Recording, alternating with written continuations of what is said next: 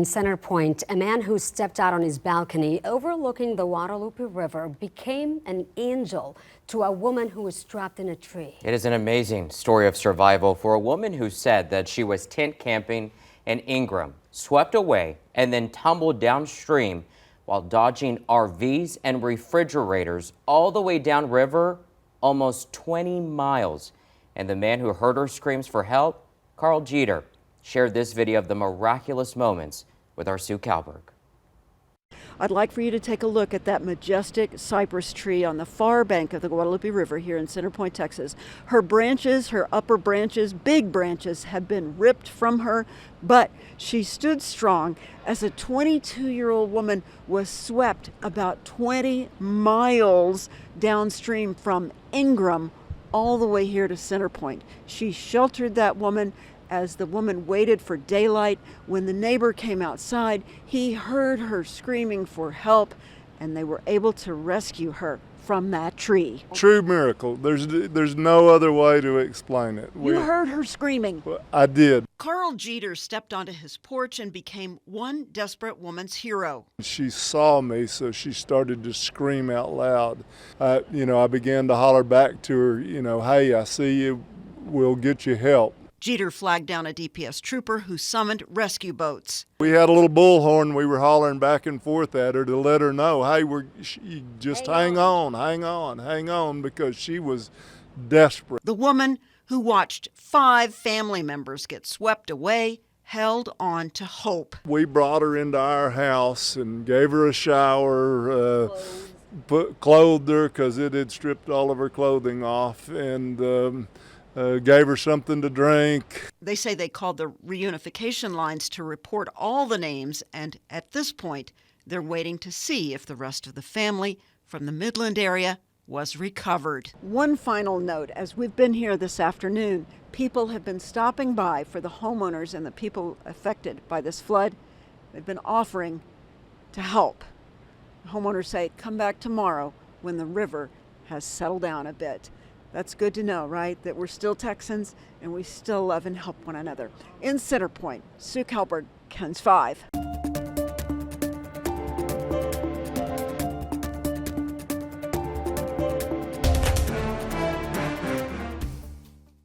When disaster strikes, Texans rise, and that's the case in Kirk County, where many have volunteered to help their neighbors out.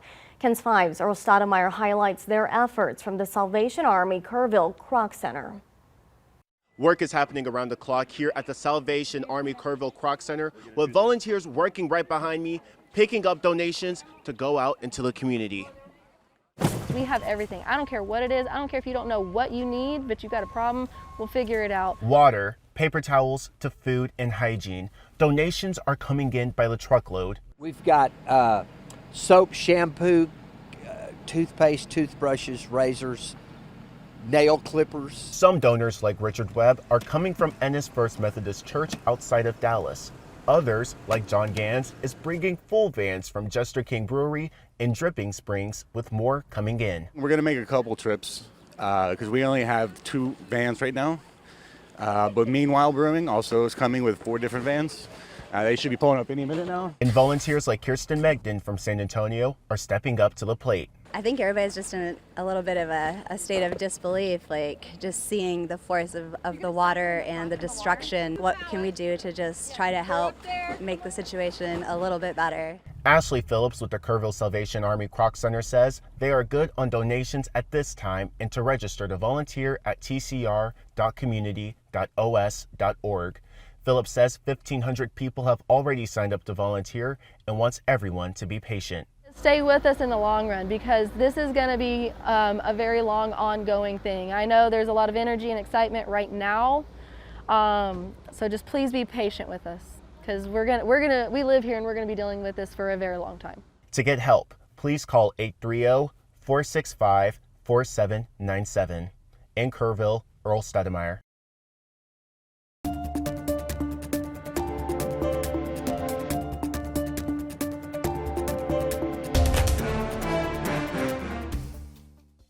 Now let's go to Vanessa Croy, who's been in Kurville all throughout the day.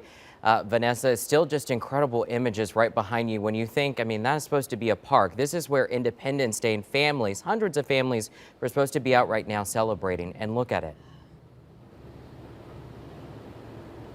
Someone just commented to me, Henry, a few minutes ago, what a 4th of July. We're usually out here watching fireworks tonight. This seemed to be the spot where many neighbors are coming to just check out what it looks like out here, and also sharing stories of lost loved ones and just gut-wrenching stories of harrowing survival. In fact, one man just told me that his friend went down to move his car overnight and the water was at his ankles, and by the time he walked down 3 or 4 steps, it was at his chest.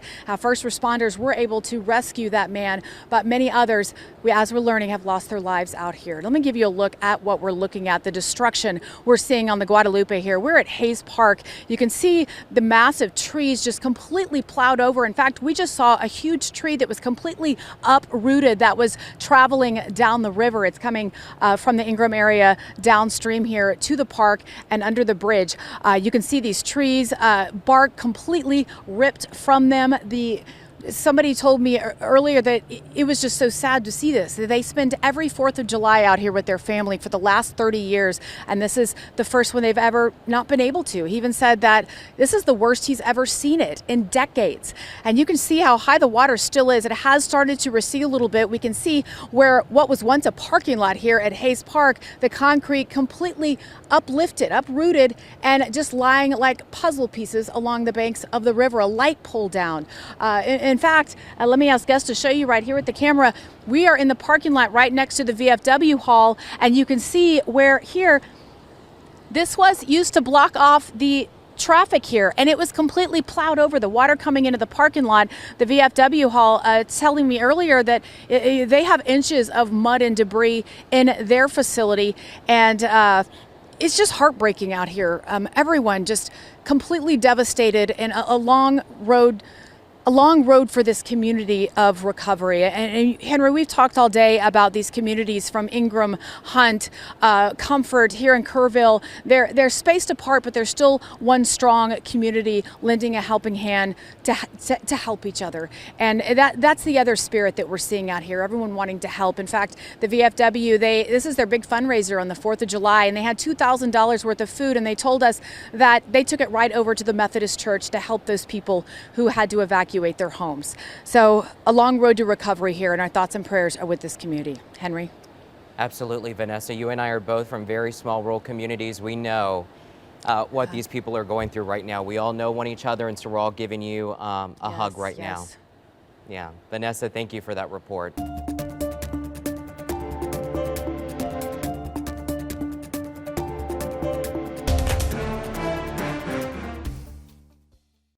Area has been very near and dear to our families for a long time. It's the vacation David Fry's family looks forward to every summer.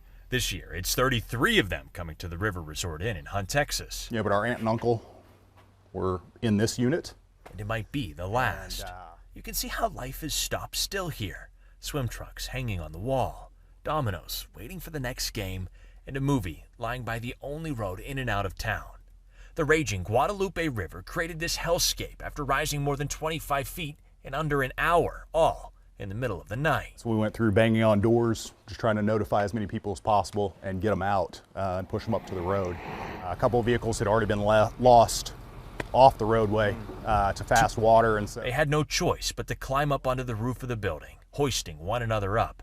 David saving his family, others at the hotel, and even those stranded in homes across the street. You had a whole village of people that you had to worry about. What drives you to help even more people?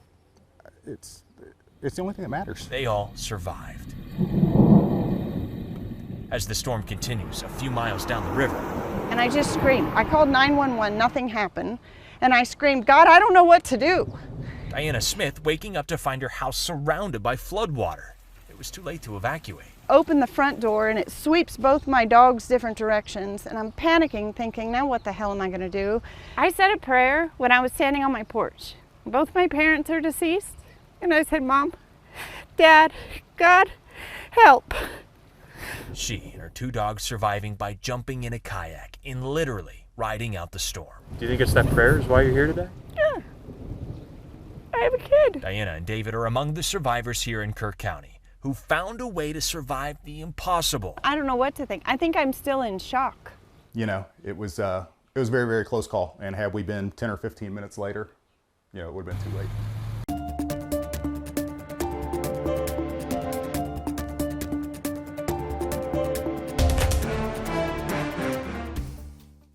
A story of survival, destruction, and resiliency. When the floodwaters breached the banks of the Guadalupe River, one Kurville man sprung into action. He says it was a Houston Astros game that saved his life.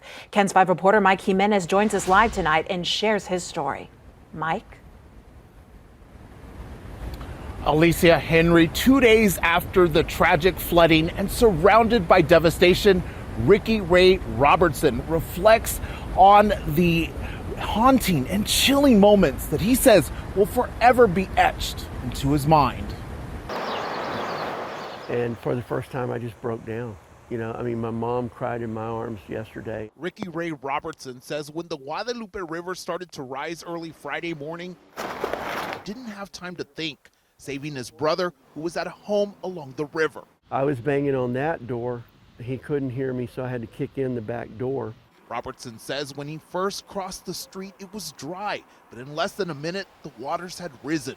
Then when I got him, when we went back across, it was a little bit over my waist. Robertson stays at a cabin behind the home where his brother lives, which was washed away by the river. But on that night, he was watching the Astros game across the street, deciding not to go home when the rains began to fall. Houston Astros and Jesus Christ saved my life. As Robertson scrambled to save what he could, he says he heard screams from the river that he says will haunt him forever. I think what I heard on this river that night was just more mind-blowingly chilling. As the waters have receded, Robertson says several bodies have been recovered near his home and have left behind a trail of destruction. This green shed came from next door. The car came from 9 miles away. The barn and the trailer moved about 30 feet. We lost another trailer and 2 cabins. Robertson says as he reflects on the power of the river and the aftermath of all the chaos and destruction, he isn't lucky to be alive, he's blessed. And a symbol of that still stands, a cross erected 14 years ago after his stepfather passed, and only 10 inches in the ground, it withstood the raging waters. This is eternal. And what it means to me is my faith is stronger than that river. Faith reminding him to stand strong, and by sharing his story, it's allowing him to heal. I need to cry a little bit. I need to break down. I need to let some of this out. You have to breathe, and you do have to realize that we are human. And Robertson also echoed a sentiment that many in the community feel, that no one is to blame for this tragedy. Robertson says when you live along the river, things like this happen. Rivers rise, calling this a natural disaster. Mike Jimenez, KENS 5.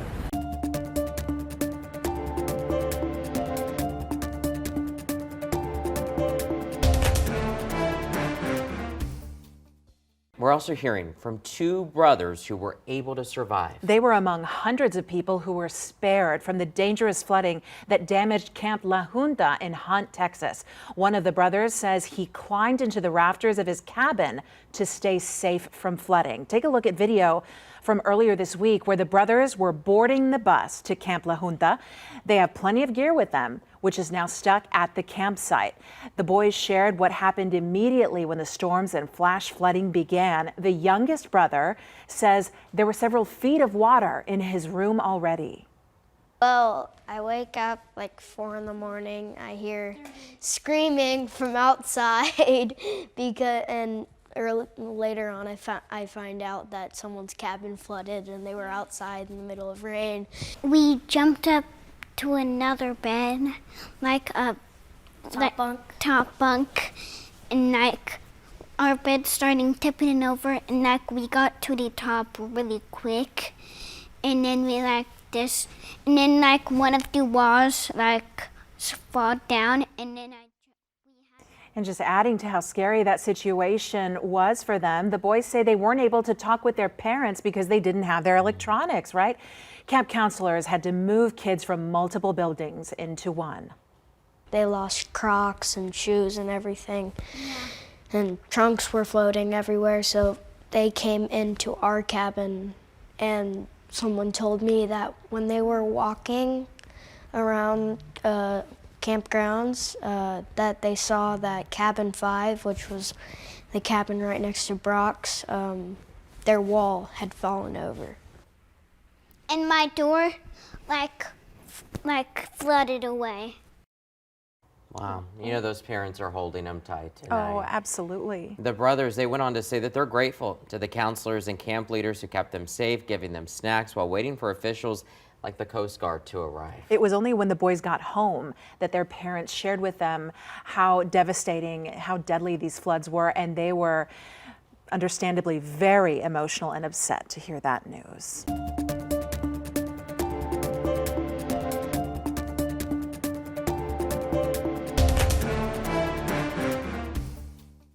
It is a nonstop operation, and there is help from south of the border.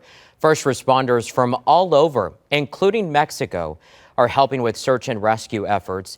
KENS 5 reporter Zach Briggs is in Ingram, along with these fire crews far away from home, helping to find the missing. We're talking about dozens of firefighters coming all the way from Huna, Mexico. And together with other agencies here in Ingram, they've been helping with disaster relief. And it was this morning when they recovered a body. Now here's drone video shot by the nonprofit Fundación 911. Working with Mountain Home Volunteer Fire Department, crews recovered the body of an older man. Firefighter Jesus Gomez says his team was digging through the mangled mess of debris along the Guadalupe River when they found the body. These Mexican firefighters have been on the ground since Friday when flash floods raged through the hill country. As the waters have receded, we've seen what remains: massive piles of destruction, torn up trees, cars, and trucks destroyed. I asked Gomez how he and his team have been holding up. They're first responders, and they're trying to keep strong as possible, especially with the families of lost loved ones. We're brothers. There's no flags or countries in between firefighters. We're humans, and we're helping humans. That's what matters. Fundación 911 and their team will definitely be on the ground here in Ingram and surrounding communities for weeks to come. I'm Zach Briggs, KENS 5.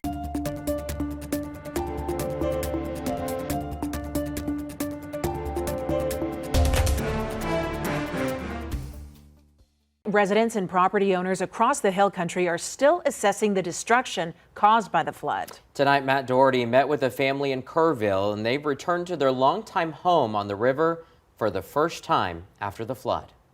Standing near Water Street in downtown Kurville, where it's hard to imagine the devastation that surrounds us.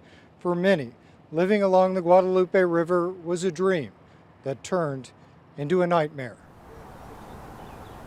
I moved here in 1956. I was born in 1960. We lived 64 years here. This is the home at the intersection of Memorial Boulevard and Richardson Street, where Olivia Chapins and her husband raised a daughter and 2 boys, including Rick. We used to swim right down there, They grew up here. run fish down here, put trot lines out.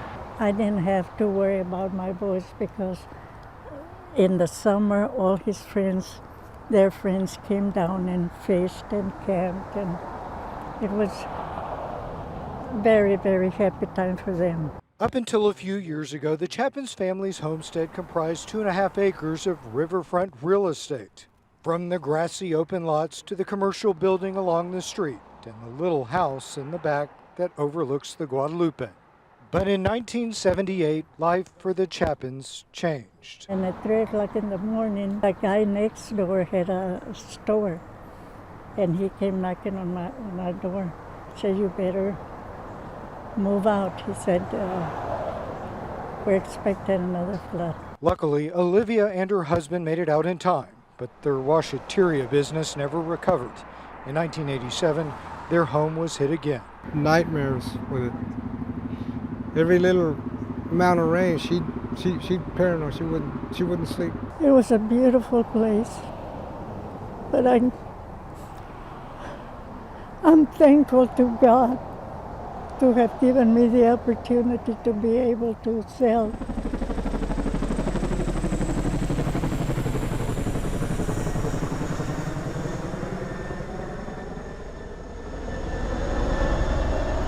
You don't see that too often. My husband died in 22 and we sold it. And thank God for that.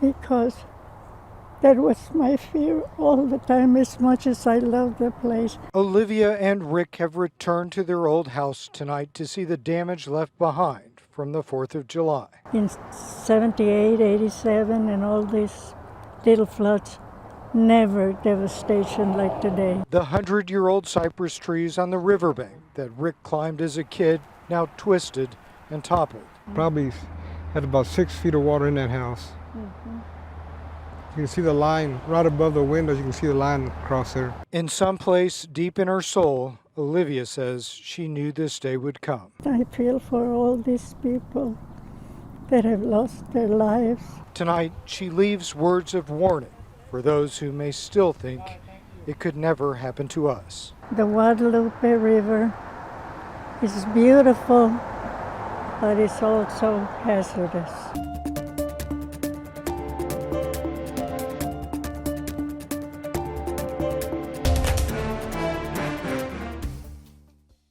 Through all the devastation, there have also been glimmers of hope and resilience as many have come together to help these impacted communities. Tonight, KENS 5 reporter Zach Briggs met with a Bernie woman whose desire to serve comes from faith and survival.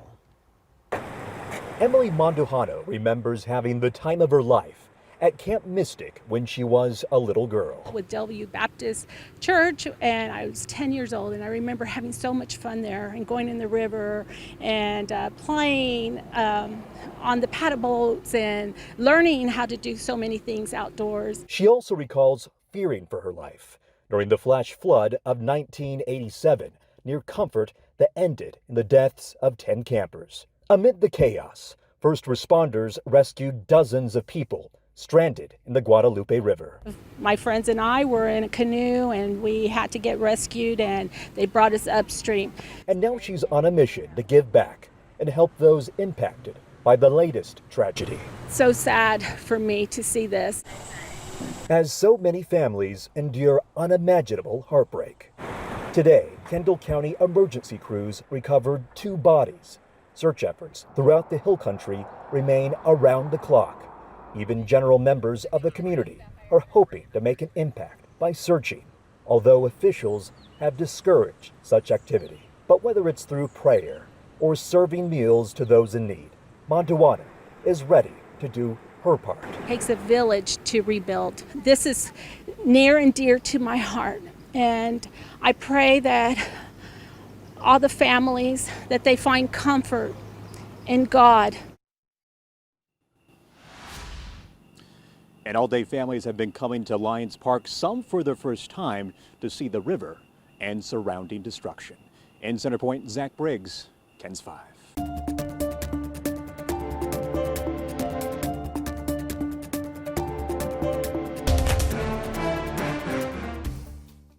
The destruction from the flooding stretches for miles. And while much of the attention has been focused on Ingram and Hunt and the search for the victims, Sue Kalberg takes us on a walk through one especially hard-hit area just off the Veterans Memorial Highway in Kurville. Kalberg with KENS 5, and I just want you to come along with me for a little walk and talk.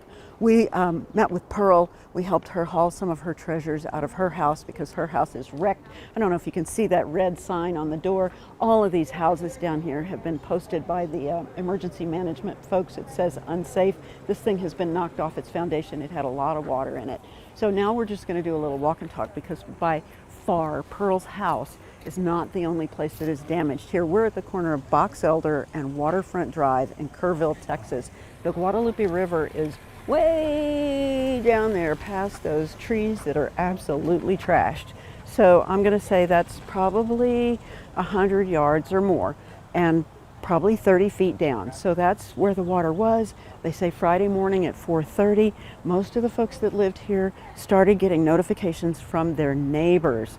And you see that car with the X on it there? That means it's been checked and it's been declared free of people. There's cars all over this neighborhood that obviously were not there when this incident started, and they've washed downstream. And there's X's on houses too, where first responders have gone in. But this house that you're looking at right now, it's got a big orange X on it as well, and that means that they've cleared the house. But look what's right next to it. You see the yellow house? That yellow house used to be on a foundation next door, but the yellow house slammed into the white house. And look at this door right here. I mean, maybe it fell over, but you know, this is a door. The witness marks of where the water was, it's way up here. And then this house slammed into the first house, and the carport collapsed. So there's that's going to have to be taken care of. There's personal property, tools. We were talking to Pearl earlier, and she said, you know, I could fix some of this, but my tools all washed away. Now look over here across the street. All the houses across the street took on water too. One of the women told me that her neighbor called her around 4:30 in the morning and said, get your kids and get out. She had 3 kids and her mother. And she said when they came out the door, they were scared because she had never seen anything like this. The water was already up here and rising like crazy. Now, this yellow house that ran into the white house, look at this. The house next door, it pushed the yellow house. It also is off its foundation. You know, obviously there was an eave on that house. The eave has been ripped away, and it ran into the yellow house, making the yellow house run into the white house. And debris, personal property, all of it. And then across the street, you can see the watermarks on the fence, and the people here have said, everything says unsafe. There's debris, there's nails, there's all kinds of just seriously dangerous things here. The people who have come to help, they're all wearing serious boots, and they're coming to do some significant work here, because there's a lot of this stuff here that is not going to be salvageable. Look at this over here. I don't know where that house went, but it's not there anymore. That's an empty foundation. The only thing that's left is the metal, whatever you call that thing that you would use to haul it away, that you would use to haul a mobile home away. It's just, that's there, but the home is gone. And then this is the empty foundation where this gray house used to be, and then everything in the yard is trashed. That's the high bridge that comes into Kurville. We came in here by the high school. Not sure, I don't remember what that road is called, but I mean, just look, miles and miles of devastation. Heritage trees are gone. All of the people that were swept downstream. From where we're standing right now, we're in Kurville. So what you're looking at upstream, Hunt and Ingram are in that direction. Several more miles, 5 to 10 miles probably, as the crow flies. We will be here for the foreseeable future, so stay with us. In Kurville, Sue Kalberg, KENS 5.